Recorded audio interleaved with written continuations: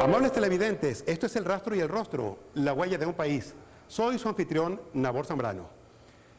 Francamente, no sabemos cómo comenzar el siguiente programa de lo sencillo y profundo que es, porque presentar a Perán Ermini lleva tanto tiempo como, en resumen, muy pocas palabras, tal es su grandeza y su sencillez. Perán Ermini, pintor, crítico de arte, promotor cultural, defensor de los derechos humanos y además mejor amigo. Bienvenido, Perán. Nos encontramos aquí en la Fundación Provincial, donde se le ha rendido un homenaje maravilloso con una pequeña parte de toda su producción artística. Esto podrá resultar un poco extraño para muchas personas, puesto que Perán Ermini es artista plástico y eso mucha gente no lo sabía, y él se ha ganado un gran respeto como crítico de arte. ¿Por qué ese silencio con tu propia obra, Perán? ¿Por qué ese castigo hacia lo que tú has hecho? ¿Por qué negarte a sí mismo? Hay varias razones. Una, pienso que es incompatible el ejercicio de la crítica, de la curaduría, la promoción cultural, todas esas cosas, con meterme yo mismo. Meterme yo mismo parece que es excesivo. Y además, porque me sentía más cómodo pintando porque me gusta y sin un compromiso ni con el mercado, ni con las instituciones, ni con los estilos, ni con nada de eso. Entonces pintaba, me sentía como más libre, pintarlo por razón de gusto y nada más. Por eso los hacía pequeños, porque pequeños era para que en una mesa ocuparan la mente y nada más. Algunos lo pensaban, tal vez esto es como los imaginaba grandes, pero que la mayoría son pequeños, por esa razón. ¿Desde cuándo pintas, Perán? ¿Desde cuándo dibujas? ¿Desde cuándo te metes en el lienzo y empatucas, creas, botas, rehaces? No tanto como en el lienzo, pero parece exagerado decirlo, estoy pintando, dibujando y en este tipo de cosas desde toda la vida, es así, como 80 años al menos. Porque ahí están una foto, ahí están las pruebas de que a los 2 años me encontré una enorme pluma en la playa y entonces me pongo a dibujar. Las olas borraban el dibujo, yo seguía dibujando y ahí salen las pruebas y después hay otras donde, ya que yo no podía compartir las aventuras con mis hermanos y las pandillas por ahí vecinos, entonces iban al Manzanares, al Neverío, donde quiera que estuviera, yo me refugiaba en los libros y en los libros, como era enfermizo, no podía salir en esa cosa o me quedaba acostado, aprovechaba de ver los libros. Y en los libros tenía aventuras mejores que las de mi hermano. Aventuras de Conrad, aventuras desde al fondo de la tierra o a la luna, con Julio Verne, en fin, todas las aventuras en la selva, con Kisling. Todo eso era una aventura mejor que cualquiera. Ese mundo de la imaginación no lo tuve desde que aprendí a leer. El crítico de arte que hay en Perán Ermini, ¿por qué surge? ¿Cuál es ese impulso? Podríamos aventurar algunas respuestas. Uno, porque en Venezuela en tu tiempo no había una crítica de arte formada con disciplina. Eso hizo que inclusive hombres como Fernando Paz Castillo, que era un gran poeta, también hiciera crítica de arte en su momento. José Gregorio Hernández, el hombre más, la palanca más cercana que tenemos en el cielo, también fue crítico de arte. Eso mucha gente no lo sabe. Entonces quizá había que llenar ese vacío y había que interpretar el mundo que estaba en el entorno. Sí, cierto. Habían varias razones.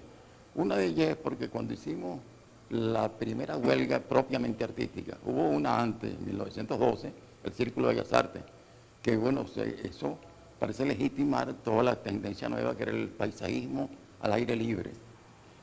Pero esa comenzó por razones administrativas y después se fue volviendo artística. La nuestra, del año 45, 44, por ahí, era una huelga porque reclamábamos que el último medio siglo el arte no se nos mostraba. Queremos estar informados un poco de la universalidad de las expresiones del arte. Y además por el funcionamiento de la escuela. Bueno, eso entonces nos votaron. Ahí fue donde se crearon los talleres, la barraca de Mari Pérez, el taller de Puro, por un lado el taller de Alberto Brán, varios talleres. Y por último, la confluencia en el taller libre. El taller libre, con la conjunción de poetas, escritores, de todas las artes, y gente mayores que nosotros, esa experiencia fue muy fecunda. Porque entonces ahí salieron todo lo que van a hacer después las vanguardias que van a transformar el arte de Venezuela durante todo el resto del siglo. El Taller Libre de Arte se inaugura en el año 1949. en la toma de posesión del presidente Rómulo Gallegos. Y el ministro de Educación era Prieto Figueroa. Habían también otros poetas, así, incluso gente mayor, como Liscano, como Alejo Carpentier, hasta Picón Salas se acercaba por ahí. Era una especie de atracción de simpatía hacia los jóvenes, que se veía que algo debía surgir allí. Estaban Mateo Manaure, creo que Osvaldo Vigas, Sergio Antillano, Régulo Pérez, un momento muy luminoso en el arte venezolano, porque fue como la rebeldía también de rompimiento y fue como ese gran despertar, porque también estaba asociado a la democracia, a las libertades.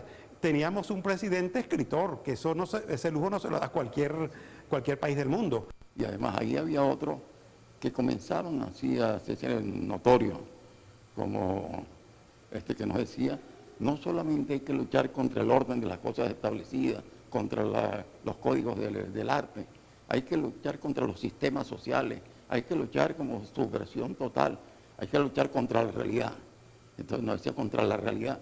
Bueno, palabras así que parecían excesivas y al poco tiempo se suicidaba. Andrés Mariño Palacio. Así gente como él eran estímulos así poderosísimos, radicales para el trabajo del taller. Perán Hermini, aquí está su trabajo en la Fundación Provincial, hay un trabajo abstracto, hay un trabajo dedicado un poco al informalismo, que fue un momento muy importante. También tú trabajaste el arte geométrico abstracto. Haz una pequeña reflexión sobre esto, Perán, por favor. Mira, aquí están obras de distintos periodos, solamente falta una buena parte del periodo de los años 60, por ahí 50, que es el periodo inicial, donde salvan algunas cosas porque son los años 40, pero otras no, porque es que yo fui víctima de 2 saqueos, 2 allanamientos que eran saqueos. Entonces, eso pues, perdí la obra mía, una buena parte de la obra mía, pero más grave todavía, perdí obras de Reverón, obras de Mata, obras de Lam, de Seguí, en fin, que no eran mías. Eso pertenecía, era una intermediación con la Galería Dragón en París, Cecilia Ayala, eran amigos míos. Yo tenía esas obras y las pasaba a la Resistencia Civil. Y eso, entonces, yo decía, desesperado ahí, con estas obras, ¿quién va a creer que fue la obra de los militares? Van a creer que yo las vendí y después tengo la coartada esa. Eso es lo interesante cuando el arte, que es ficción y que es una mentira, le juega malas pasadas a la realidad. Esta exposición le pusimos el nombre de Laberintos, porque cuando la Fundación Provincial aceptó hacer un homenaje a Perán Hermini como un hombre de la cultura, dentro del perfil que siempre se manejaba en esta sala de exposiciones, y fui yo a ver los trabajos que él tenía para hacer la selección, pensaba que tenía poco trabajo, porque no se le conocía para nada, pensaba que podía tener algunos trabajos viejos de la época de París. Y resulta que cuando entré a su casa me sacó un montón de trabajo que había decidido mostrarlos, porque ¿por qué no mostrarlos? Y había de todo, había un poco de todo. Y viendo todo aquello, inclusive había unas obras que me parecían que eran muy laberínticas. Le dije, bueno, Perán, pero esto parece un laberinto. Y él me dice, oye, ¿sabes que yo tengo como una obsesión con los laberintos? Me pierdo mucho en el laberinto, sueño mucho con laberintos y gracias a Dios que me despierto porque salgo del laberinto. Bueno, le dije, ¿qué tal si le ponemos laberinto a tu exposición? ¿Le pareció bien? Le dije, te voy a hacer un montaje, una museografía que sea bien laberíntica.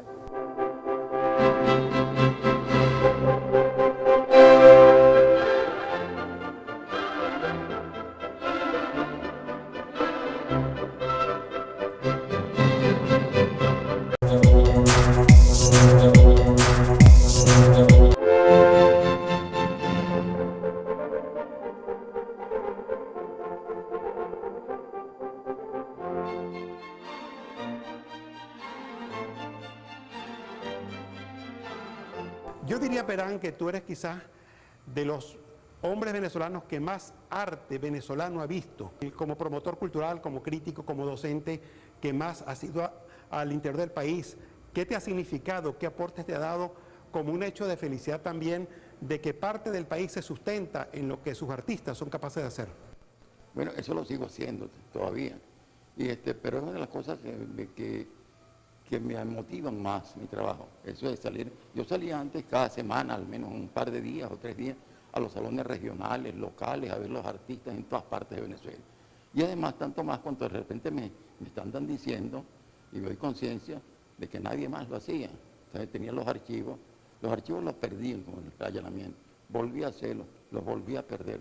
Después, confiando en una memoria de elefante que tenía, no los hice más. Pero es necesario indispensable en los archivos, porque después preguntaba, después de un exilio largo, bueno, ¿qué se hizo en Apure? ¿Qué se hizo Antero Aparicio? Antero Aparicio, la gente preguntó, sí, Antero. Entonces no lo sabían en la escuela de arte. En los organismos así de la cultura tampoco sabían. Entonces salgo a la calle y veo que todo el mundo sabe Antero Aparicio, pero las obras desaparecen, porque son obras hechas en las paredes, en cualquier lado. Y ese era el último, el gran representante, el gran maestro de un tipo de arte que desapareció en Venezuela sin dejar rastro. Eso es una cosa que no debe existir. Deben quedar el testimonio de los artistas. Entonces me siento culpable de no haberle publicado cosas y haber perdido, así como él hay muchísimos otros que... Eso entonces era una responsabilidad, seguir en los pasos, tener el pulso de la creación a la escala de Venezuela entera, incluyendo los amigos indígenas también. Muchísimos, tengo una cantidad de amigos por los Guaraos, hasta los fondos, el Caño de Santo Domingo, por todas partes. Entonces son gente que a mí me parecen tan artistas como cualquiera que se haya especializado en Londres o en París o en cualquier lado. Verán, dentro de esa historia del arte venezolano, que podríamos remontarla a Juan Pablo López, el abuelo de Andrés Bello, hasta nuestros días, pasando por los artistas nacionalistas, los que a fines del siglo XIX van a París a estudiar, los Michelena, los Herrera Toro, todo lo que fue la Escuela de Caracas, lo que fue el paisajismo, el arte social, después los disidentes, hasta lo que tenemos ahora. ¿Cómo evalúas tú, en pocas palabras, ese tránsito del arte venezolano durante casi siglo y medio? Bueno, por ahí se decía hace pocos años que se asiste a la declinación de un momento de explosión artística con el país, y luego al fracaso de eso, al fracaso del proyecto de modernización del país, porque igual que en la pintura pasaba en la música, en la literatura y en todo. Es un momento explosivo, como a partir del año 43, con Medina, la guerra contra el pasado. Es el proceso ese clásico de la civilización contra la barbarie. Eso estamos acá, hacia aquí. Pero con una idea, vamos a hacer ahora el nuevo país ultramoderno. Fueron los becados científicos y los artistas también salimos. Yo había expulsado, ¿no? Eso, pero ahora dado lo mismo. Entonces vinimos acá a traer todo eso. Pero tratando de borrar el pasado, ese es uno de los errores. El pasado no se borra nunca. Sigue, transparece siempre. Eso queríamos como puramente la novedad. El parricidio entonces, pero es tal vez una necesidad, matar al padre para después reconocerlo, para después amarlo, porque además eso es una presencia eterna, la tenemos en la poesía de Ramón Palomares, el padre está allí. Pero usted de la generación de los 50, 60, Sardio, Techo de la Ballena, Tabla Redonda, aquellos grupos donde estuvo Garmendia, Adriano González León, toda esa constelación de artistas extraordinarios, ellos arremetieron contra los que le habían antecedido. De hecho, Rómulo Gallegos aquí estuvo condenado casi durante 30 años, casi 40 años al ostracismo. Así es. Y nosotros, entonces, por el mismo exceso de sectarismo, también entonces nos resistíamos a reconocer a Rómulo Gallegos y a Andrés Eloy Blanco.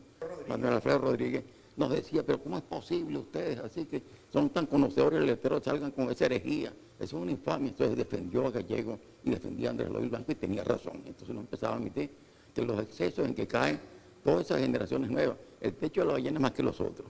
Los otros eran una especie de terroristas culturales, así. No se salvaba a nadie. Entonces, con ese lenguaje, como los disidentes también, no se salvaba a nadie, tendrá tierra al pasado, y después uno se arrepiente un poco y trata de reconocer, de renegar las palabras y reconocer a los maestros. Esto quizá se complementa con aquella afirmación de Alejo Carpentier, que le decía a los jóvenes escritores venezolanos, le decía, los jóvenes tienen mucha razón en lo que afirman y muy poca en lo que niegan. Sí, es verdad. Pero mira, de México, nosotros teníamos algo así como especie de dos capitales en un principio. Una era México, capital cultural, capital del gran mundo de la cultura. Y Buenos Aires también, de ahí nos llegaban los libros, nos llegaban una infinidad de cosas. Pero al mismo tiempo trataba uno a afirmarse a veces en lucha, en una resistencia contra México y Buenos Aires. Después fue México que prevaleció y prevalece todavía. México es una referencia indispensable para las artes. Bueno, y comportaba también cierta como sentimiento de no ser como minusválido frente a México. Reaccionamos contra eso, pero le debemos muchísimo a México. A Chile también le debemos mucho, porque ellos en auxilio y casi como evocando a Andrés Bello, Bueno, vinieron aquí a crear los sistemas artísticos, la Escuela de Arte, hay varios profesores. Lástima que ese era un Chile que ya estaba pasando, que ya había que considerar el Chile emergente, a Huidobro, Gonzalo Rojas, en fin, otras cosas que van apareciendo, y que hubiéramos preferido ese Chile y no al clásico. Pero bueno, de ahí sacamos esa civilización que nos faltaba contra el salvajismo nuestro. Pero yo sí creo que Venezuela también llegó a ocupar en algún momento una primacía cultural. El caso, por ejemplo, de Jesús Soto a nivel mundial, o lo que significó en el pasado figuras como Teresa Carreño, o Reinaldo Hahn, o Teresa de la Parra. Hay un hecho histórico muy curioso, inexplicado, que es la coincidencia entre lo emergente en Venezuela, en particular el abstraccionismo, el constructivismo abstracto geométrico y las tendencias cinéticas y afines, y lo que estaba pasando en Buenos Aires. Resulta que Buenos Aires era una potencia como europea desde el fin del 800, a principios del siglo, una gran ciudad y con la cultura europea calcada allí, avanzadísima. De repente una cosa, nosotros veníamos recién salidos del monte y nos acordamos a nivel de Buenos Aires. Algunas tendencias las compartíamos, algunas cosas desde París y desde antes de París. Estábamos coincidiendo con muchísima afinidad en las artes. Es curioso eso. Un país muy atrasado y el otro súper adelantado, estábamos en las mismas ideas de renovación cultural. Habría que agregar a ello, Perán, el aporte del inmigrante, porque Venezuela es lo que es, en buena medida porque aquí llegó gente gracias a la bonanza petrolera, pero también al sistema democrático que permitió que mucha gente aventada en sus países por las guerras, por las persecuciones raciales o religiosas, llegaran a Venezuela. Y nosotros nos nutrimos de esos saberes. En todas las artes, en todas las artes. Esa es una de las maravillas así, de que Venezuela pudo tener un impulso enorme, que lo trajo toda esa vida nueva de todas partes. Y además, una cosa curiosísima que sigue siendo una de las virtudes de Venezuela, ser como más abierto a una cultura universal. No es el regionalismo, el localismo, ¿sí? Que es importante, pero también abrirse para toda la cultura. Eso nos dan estos tipos, y por eso a mí todavía me sigue molestando, que en aquella época el Premio Nacional es para los abstractos, ¿cómo no? Pero de repente se lo dan a Eduardo de Gregorio. ¿Cómo se lo van a dar a Eduardo de Gregorio si están los abstractos que son mejores? Y si están diciendo ese mismo sectarismo excesivo. Y además es extranjero.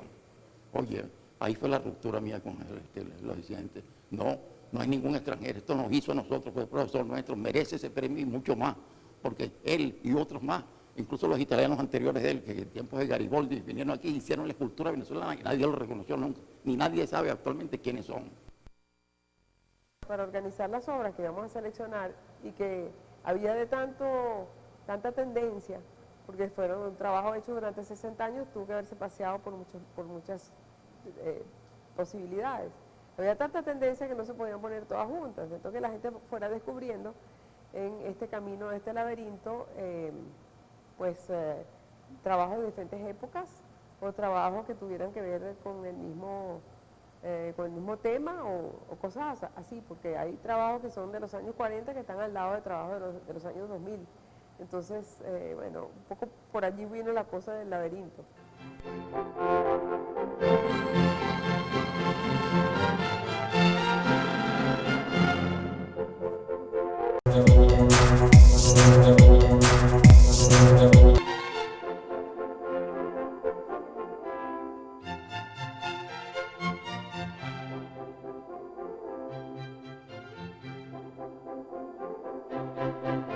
Y el crítico Perán Ermini, ¿qué le dice al artista Perán Ermini cuando ve esto, cuando lo observa?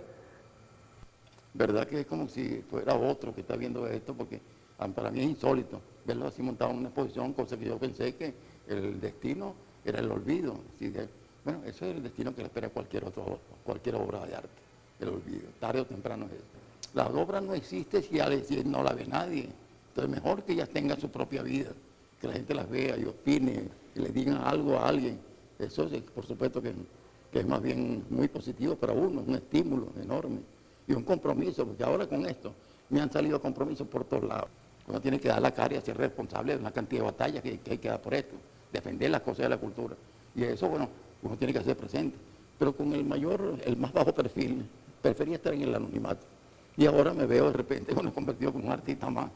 Y en el caso de Perán, pues esto es una gran sorpresa porque lo conocemos todo como crítico de arte, crítico de cine, curador, y nunca habíamos pensado que él había estado pintando todos estos años. Eso fue una grata sorpresa y además lo tomó con cierto humor.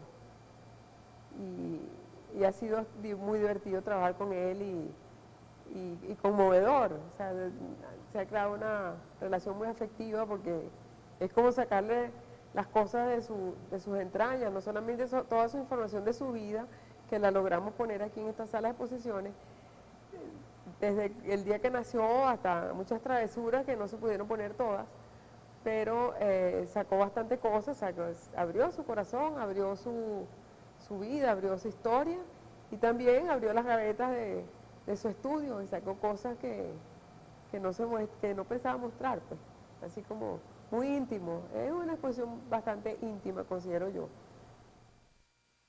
Una de las facetas de Perán Hermini es la faceta del hombre de cine. Bueno, todo eso es bien importante porque yo no he abandonado el cine, sigo dando clases de cine, sigo en la actividad cinematográfica, aunque en la realización de películas no, yo fui realizador también. Y hacíamos además un cine paralelo al trabajo de la Cinemateca, era por asociación con otras cosas que nosotros mismos habíamos creado. Nos costó como 20 años crear los organismos, los gremios, los sindicatos, todo eso, hasta que después la conjunción de todo esto, sentarse en una mesa y hacer algo como autogestionario, cogestionario. El Estado, pero la gente del cine, la gente, los escribidores, al igual todo. Eso es un trabajo enorme. Y entonces, bueno, uno participaba ahí, pero participaba también en cosas muy populares. El cine de contrainformación, un momento dado que se requería hacer. Otro es el cine, darle el cine para que la propia gente se autoexpresara en cine también. Eso eran las escuelas, Ambreta Marroso, eso estábamos dando clases de cine en los barrios en el interior del país también, para que la gente hiciera sus propios documentales. En Italia, lo que salvó a Italia de no hacer como de que las vanguardias fueran calificadas como degenerados o como dementes en la Unión Soviética, sino que no pudieron, tuvieron que respetarlo, es porque tenían una tradición que más allá del Renacimiento, del arte romano, el arte de siempre. El arte tiene una fuerza muy grande por sí mismo y se defiende casi solo. Eso nos da una idea de que los países son lo que son porque hay una construcción de la cultura. Es la cultura la que lo configura, la que le da el rostro, la que le da un sentido. Comparto totalmente esa idea. Sí. Y uno cuando está metido en esto, se va poco a poco dando cuenta que uno está siguiendo un esfuerzo que viene desde milenios, que viene de muy atrás. Y uno se siente va responsabilizando con esto. Estas cosas, yo soy parte de ese fenómeno tan importante que le ha sentido al vivir, que es la cultura. Sí. Cuando cae la dictadura Pérez Jiménez y viene la democracia, en Venezuela los grupos culturales, que eran más que todo grupos caraqueños, están identificados con unas posiciones muy radicales, pero estaba la gente ligada, por decirlo de una forma, a Acción Democrática, y estaba la gente de izquierda, donde estaban todos ustedes, que eran los otros grupos, era Tabla Redonda, era Sardio, era Techo de la Ballena, y se hicieron exposiciones memorables, que todavía hoy son recordadas, el cadáver exquisito, pero ellos han tenido la suerte de que no han tenido una reacción, no ha habido un parricidio hasta ellos, sino al contrario, siempre los han respetado y ha habido como un referente inclusive moral. A mí me parece excelente y es una gran lección que retrospectiva, así que para nosotros, gente muy joven, como el grupo El Salmón, que en lugar de estarnos negando a todos nosotros y negar el país que los hizo a ellos están más bien investigándolos, reconociéndolos, reeditando las obras. A mí me parece que eso es una actitud ejemplar, magnífica. En cambio, a mí me sigue molestando que el arte, la cultura sea Caracas. No, además de Caracas hay una maravilla por todas partes. ¿Por qué no llega nada de Maracaibo? Donde ahí hay generaciones, nos quedamos en la época del Chino Jun, Bellorín, Cepeda, sí, 5, 6. No, después son pasaban mucho más gente, muchísima más que no llega nada a Caracas. Y molestos ellos por no tener que pasar el visto bueno de Caracas, van directamente afuera, salen a Bogotá, salen después a México, a todas partes, se hacen así sin haber pasado a Venezuela. Eso no debe ser. Debemos abrir las puertas para el país entero. Esas instituciones, la propia Galería Arte Nacional, no es el arte nacional, es el arte de Caracas. Yo en lo personal siento una profunda alegría, una gran satisfacción haber tenido a Perán Hermini por lo mucho que le debemos, por lo mucho que lo queremos, por lo mucho que lo amamos, por lo mucho que el país le debe. De alguna forma este programa representa un poco esa voz de toda la gente que en el interior del país que está viendo el programa sienten que de alguna forma están agradeciéndote esa compañía enorme y poética que tú has hecho con toda esa gente? Mira, te agradezco muchísimo todo lo que has dicho, todas tus palabras y este programa. Pero yo te podría devolver las cosas. Lo mismo que te has dicho a mí, podría decirlo yo de ti. Tú estás haciendo eso mismo también por el arte, por la cultura, con tu programa, con tu actitud, con todo lo que tú eres. Muy gentil, Perán. Bueno, gracias. Gracias. Ok.